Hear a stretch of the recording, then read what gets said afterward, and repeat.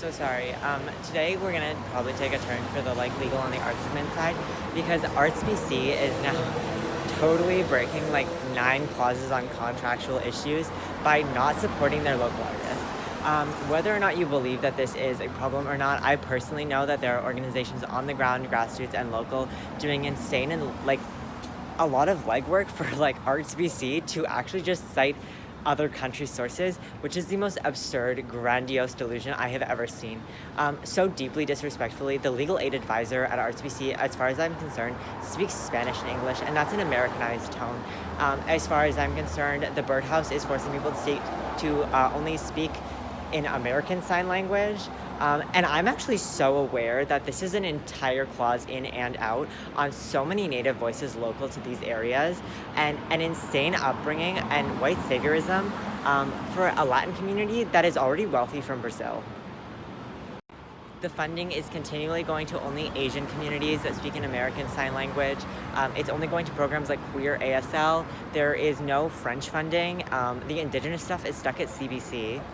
And I'm actually more aware that it's stuck at CBC at a national government-funded Canadiana level, which is really messed up. Locally, Arts BC should be funding Indigenous voices. We should not be tolerating Asian people calling people white passed, or Asian people saying that white passed Indigenous people like myself are race swinging. This is absurdity.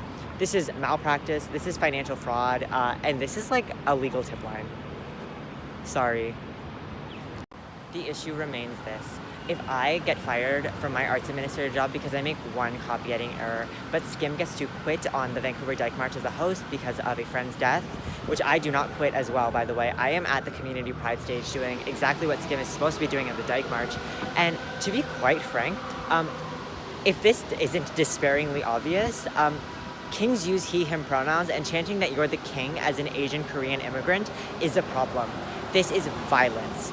This is aggravated, white passed, Asian looking, playing black violence from Romy Kim.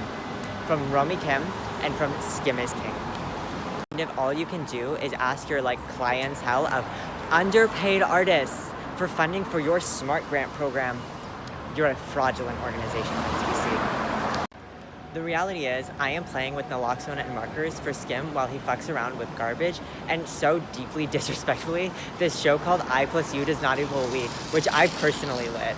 I'm not gonna say I like or dislike this show, but so deeply disrespectfully, it is the most standardized show on racist praxis I have ever seen from Kendall, Yan, and Skim. And I am not going to lie, knowing I've lit that hot dyke party with Alexandra, and I'm so sorry I can't remember your last name, love you though. And honestly, a significant number of Man Up and otherwise Birdhouse lit shows to be kicked out for Skim's inability to set a trigger warning for the audience. Not me, the audience. I actually do require the warning as a lighting designer so I can know when to use the light cue for a violence trigger with an audience that's already insanely been triggered by stuff like this and has this process in place. At this point, PM has been called in for doing racist music. Ploy Palin has been called in for saying the N-word. Abia Mirage has been called in for wearing braids, and I'm getting called a race swinger. And I'm really, really concerned that this is about Dr. Seuss and 3 Asian passing girls with braids. Paige Brewer and their girlfriend Softy Shan are running an organizational set that is so inherently twisted to Asian white past blackness that they do not accept any Indigenous people in there that aren't explicitly categorized. They barely touch black voices that aren't Asian past black, and so deeply and disrespectfully, they categorize and insanely prioritize AFAB voices, and specifically say it. And they pretend that it's for trans women and trans femmes, but I have never in my life seen them accept trans women at the boys party. I am so sorry. At this point, this group is calling me crazy and mentally ill and telling me to be quiet, and I don't think they understand the actual insinuation of legal administration.